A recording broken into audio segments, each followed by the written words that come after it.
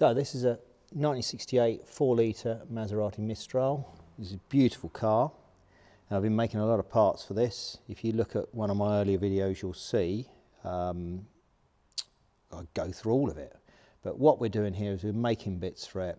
All the stuff that's in that earlier film, I'm then making films on, one film each. You know, it's sort of worth an episode each because it takes a little while to make them. So today we're going to be looking at these gutter trims. So we've got to make a set of these for another car. So, which is over here. We'll have a look at this one. So this is a 1966 Maserati Mistral, but this is a 3.7.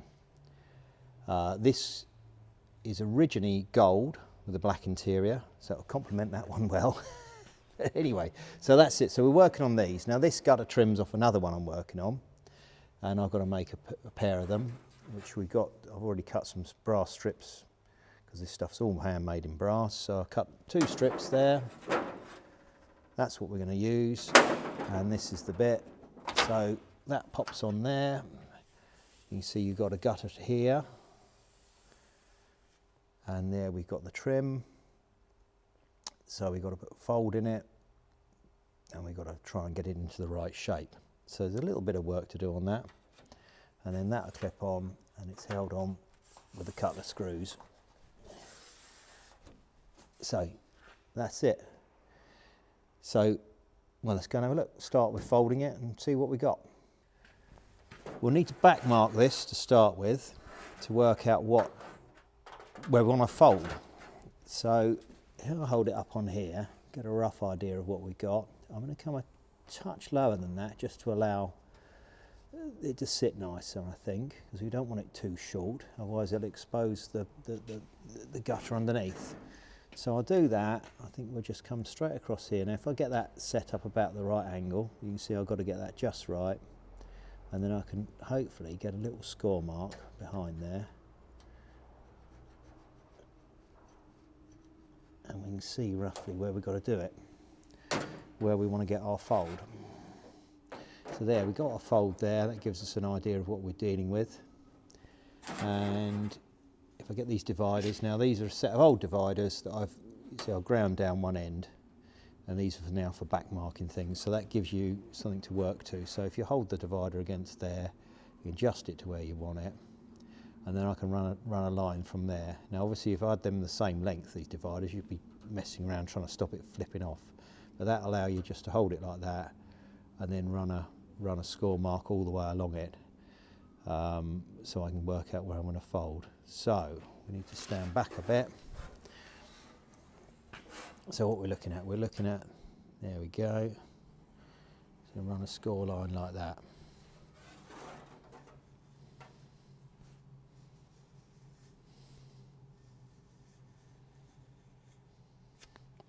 Right.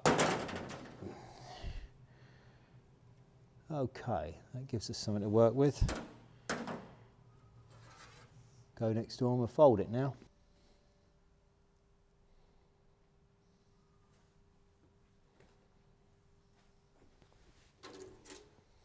So we're going to bend these up to a 90, and we're going to use this box and pan. So it's called a box and pan because it has individual teeth that can be removed, so you can make a box. So the idea would be when you fold a box up, you can fold it that way, then you've got to fold it this way. So then you want to be able to put it in so you can remove teeth to allow that to happen. Otherwise you end up folding things on folds and you can't do it. They're good, they're very versatile, but one of the problems you can get is if the teeth don't line up quite right as they get worn, you can get a sort of crinkly edge, which this is a culprit for. So I would really like a straight folder as well, but that means buying another machine as well as this, and I've got straight folders but they're too short for this job. Normally I can overcome. What I'll do is I'll have to sort it out with a hammer and dolly and take it out. It's all part of the process. Sometimes you have to correct things, as you probably saw before when I was having to use silver solder to correct things. Sometimes it's part of it. Anyway, let's get this in here and set this edge, and then we can do what we need to do.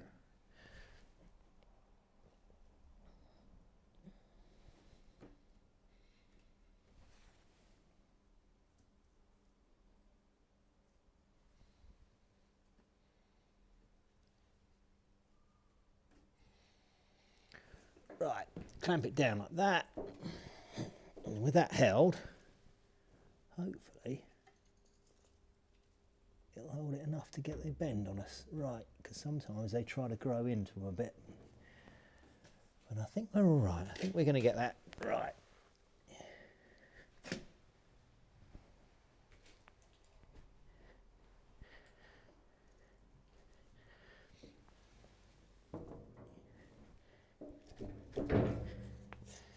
There we are. And that doesn't look too bad. Couple of crinkly bits, but I reckon we'll be all right. Okay, that's the first bit. Now back around the other side to the car and start shrinking it to fit. So we've got our 90 on here.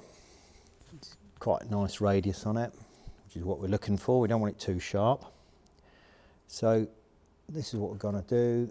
And you can see we need to curve this like this. It's got to go down, follow the contour of the roof. Now it's longer than we need, and that's obviously for a reason. It allows us a bit of room to manoeuvre.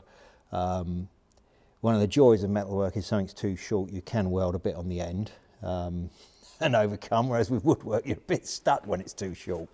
But anyway, that's it. And Maserati did have form for having to extend bits and pieces when they'd cut them too short or trying to use up extra bits of material. But that's a story for another day. But if you look at a birdcage chassis, you'll see sometimes they weld two bits of steel together just to make one length, one run. But we'll see if we can find a picture of that, because a birdcage is quite a something. And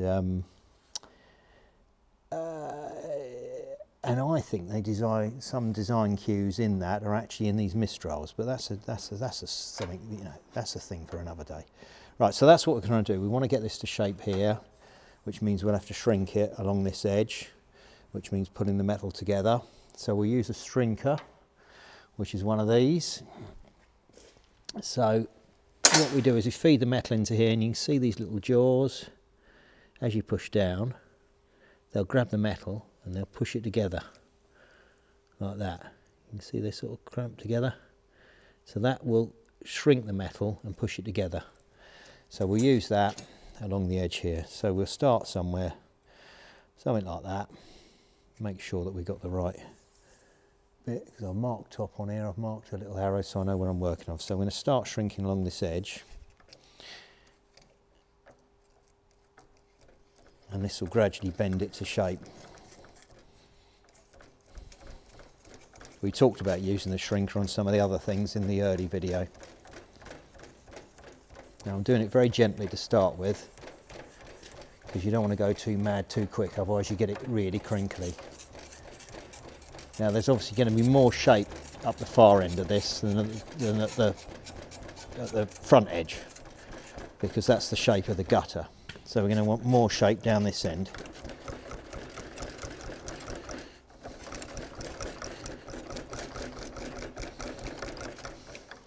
So already we've got a curve in here, haven't we?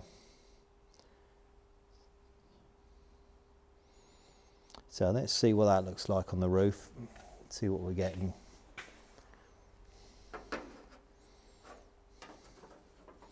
Gonna need a lot more, but we're starting, aren't we?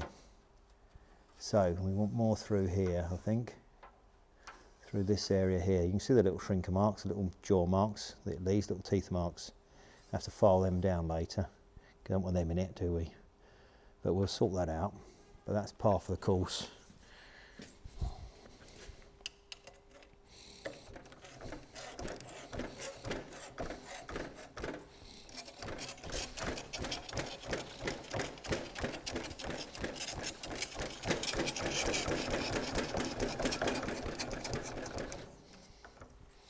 There we are. Got a lot more in that. Too much.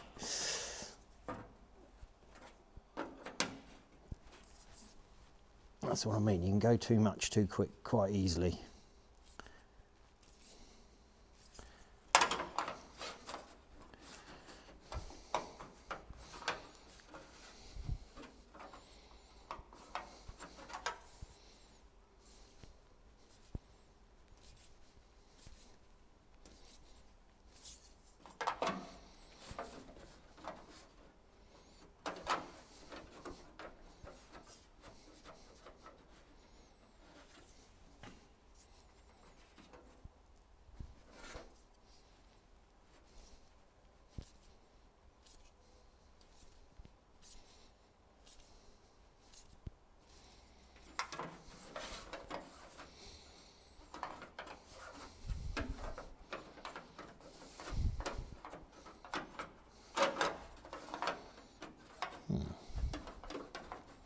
Okay, we're getting somewhere. Not too bad. But what we've also got to do is we've got to pull it in to the shape of the roof. So you can see we've got the other angle, so we've got to pull it in that way. So we need to shrink the other edge as well. So I think if I shrink that round, it will hug the edge of this roof a bit better. It will give me a better idea of that shape once I sort that shape out. So again, most of the shape's here, so we'll put a bit in it there, see what we got.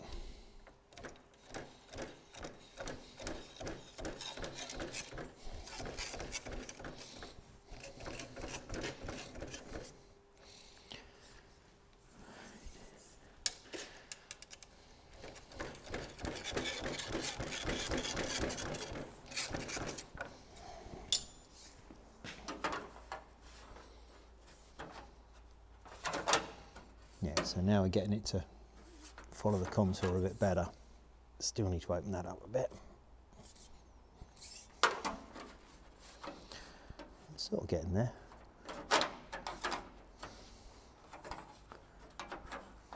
Yeah, pull that round a bit more through here.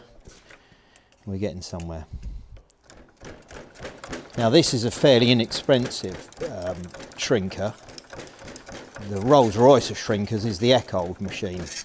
Now I have got a machine with Eckhold jaws. These jaws are Eckhold jaws in my other machine, but that's next door and it's too heavy to move, whereas this one will go on the bench and you take it to the job. And these are great, you know, and what you need is you need to bolt it onto something, either the bench or I've just bolt it onto a bit here and just clamp it on with a G-clamp, and then you can do what you want, you know.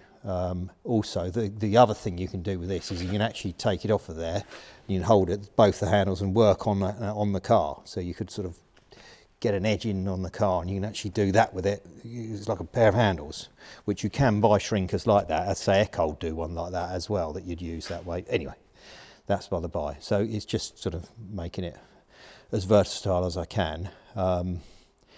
And the powered Eckholds are lovely things, but they're almost as much money as a Maserati, so I don't think we'd be buying one of them in a hurry, but maybe one day. But yeah, so we're getting there. It's just a start, but we're getting there. That's the idea.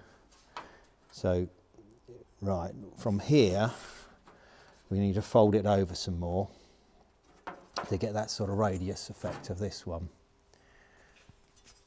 You can see what we're trying to achieve here. So yeah, so I've got more shape in mind, but as you fold it over, it might start to open up a little anyway. But yeah, that's what we've got to do. Is we're now going to look at to get this sort of to come round here to this shape. Probably got a bit too much material here, but let's see what we got when we start to bring it over. Make some room. We'll set that edge. So we want that.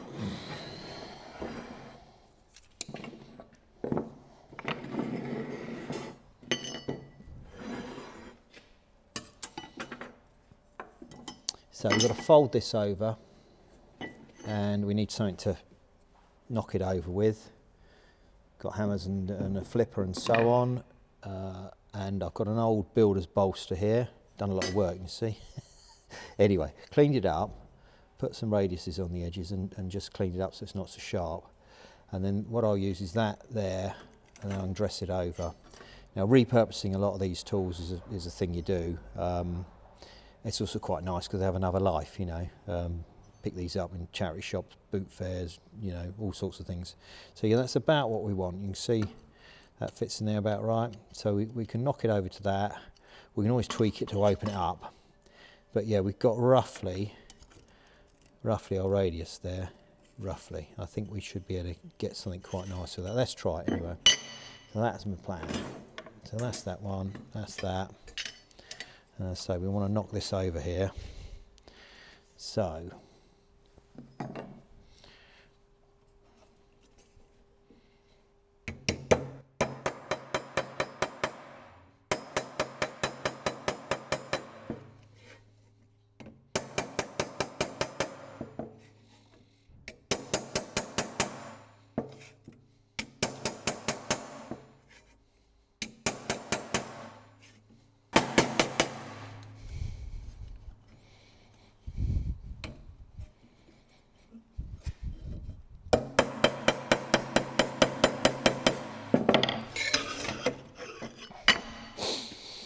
Now you can see it's gone all crinkly. It will do that as you knock it over. That's why I'm not knocking it over too much at a time, because that will straighten out gradually as I go. If I try and do too much in one go, you'll end up with lots of really deep crinkles in it. So we'll just keep going like that. Now the best thing to do would make tooling. If you're making lots of these, you'd make a piece of tooling that you'd set up in a vise and you'd knock the whole thing over it. It'd be lovely, but I'm only going to make 2 sets of these, so I really don't want to go into all that.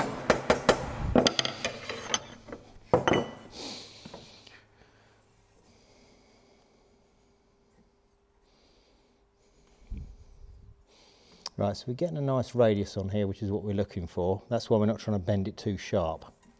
You see this one's got a nice radius on it. This is what we're trying to end up with. So this is why we're working it this way. Now, as I say, tooling is a wonderful thing. And you've seen, I talked about tooling before, and I've made tooling for some things. Some things you can't make without it. Other things you can do a bit more freehand like this. I can make 2 sets of these start to finish. In the time it takes to make, it'd take even longer than that to make the tooling to make them, so I don't see the point. Also, I've got to make them left and right-handed tooling, so it's just no point. Now, obviously at the factory they probably would. They'd probably think, okay, we're making a few sets of these, let's go. Remember they made, what did we say, about 850 Mistrals, coupes, and remember these aren't on the spiders. They don't have a roof for spiders, so you don't need roof gutters. But yeah, so for 850, it's well worth making some tooling up, isn't it? Yeah, but yeah, for what we're doing, we've just got to do the best we can. So we're getting somewhere. Let's just try and get that a bit more. Yep, so we're starting to get there a bit more each time. You see, doing it slowly, then you don't get too many of these crinkles in it. Now, I'm holding the hammer down there, and I've got a heavy hammer. The reason for that is I need as much control as I can. It's heavier than, you might use, something more like that. But I want the weight of it behind it, and I want to be in real fine control of it. So, some people say, oh, you don't use a hammer like that. Well, I do. When I have to, I do. When I don't, I don't. But yeah, that's that. So we're getting somewhere. So I'll have a quick look on the car at that point now and see roughly what we're getting.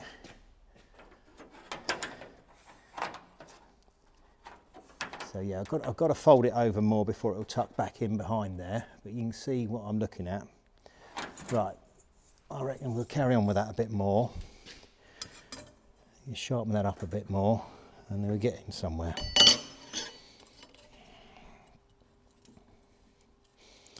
So we could change over to a flipper now, and that should move more metal in one go and try and take some of these edges out, because I don't want to end up with it too sharp.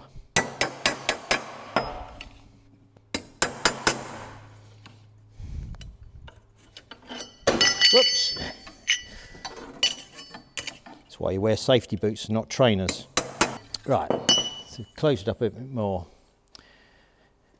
Have another quick look on the car. Pays to keep checking. That's why I've got the bench here, so I can work next to the car. So yeah, we're getting somewhere.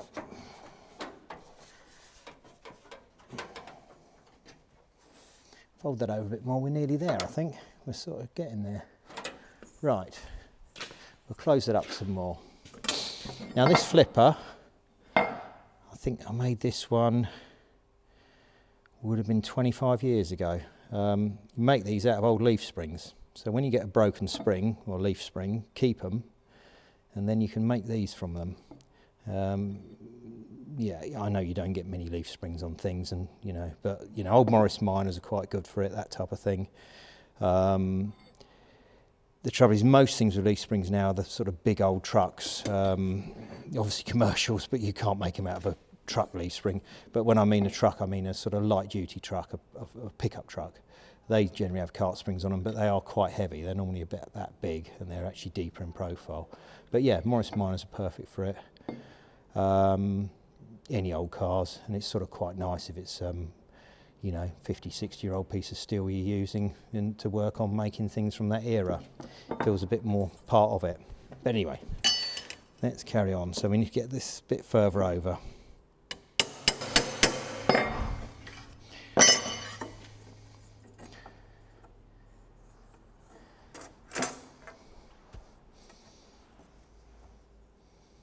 Not bad.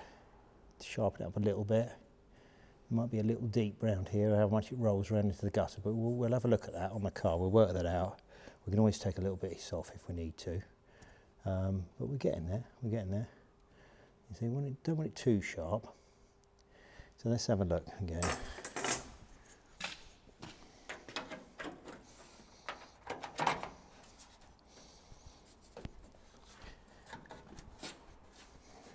Not too bad.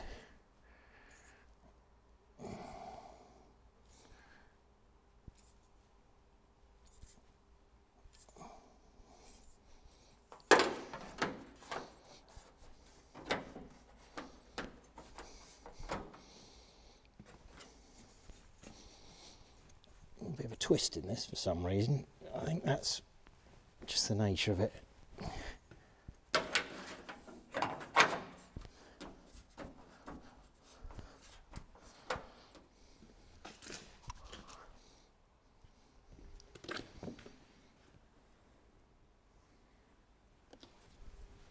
Yeah, we're getting somewhere. All right, that's looking all right. Now sharpen that up a bit more, pull that over a bit more and see, see, I think we're nearly there.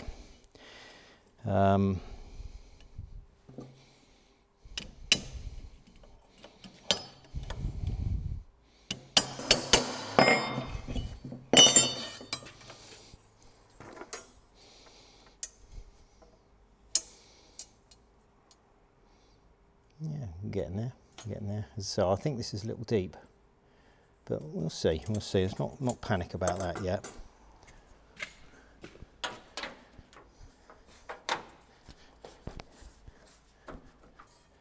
A little bit more of that, and I think we're gonna end up all right.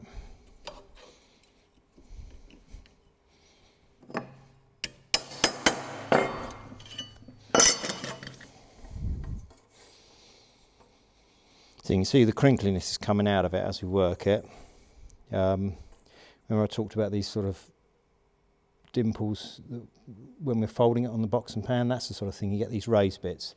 But we're running on a file along this because we've got to get rid of these shrinker marks and so on. So it will need a fair bit of work and a bit of lynching. You know, we're only at the beginning of this, but you know, it's taking shape, isn't it? We're getting the form.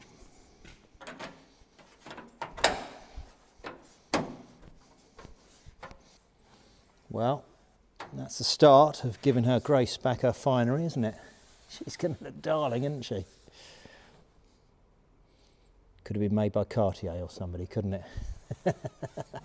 Anyway, there we are. So I've said a lot about the bespoke nature of these and how they differ from car to car, and I'm going to look at that now. So we've got this set about the right place here, and we have the little fixing is down in there. That's the little fixing lug. You can see that. Let's have a look with the scriber. Let's see, that seems to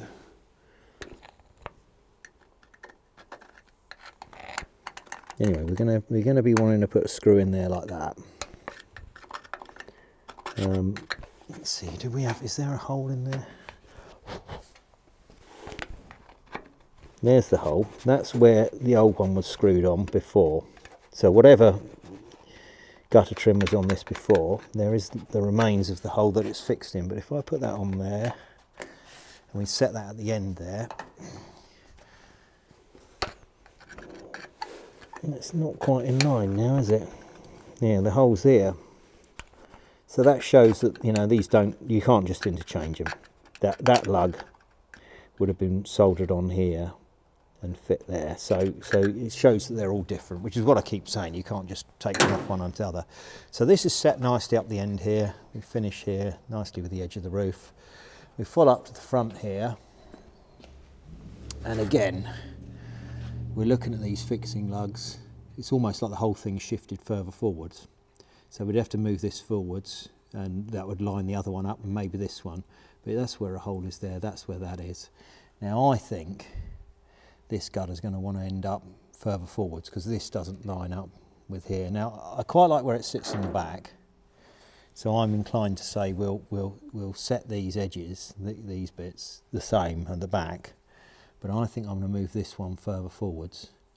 I think I'm going to move it up to sort of here. So that's going to be, you know, so this is going to end up longer, or the one I'm making. So that's what I'm doing here, is just having a look at this. So this is where we're talking about bespoke and how they differ chassis to chassis, car to car. And that's what I'm thinking. So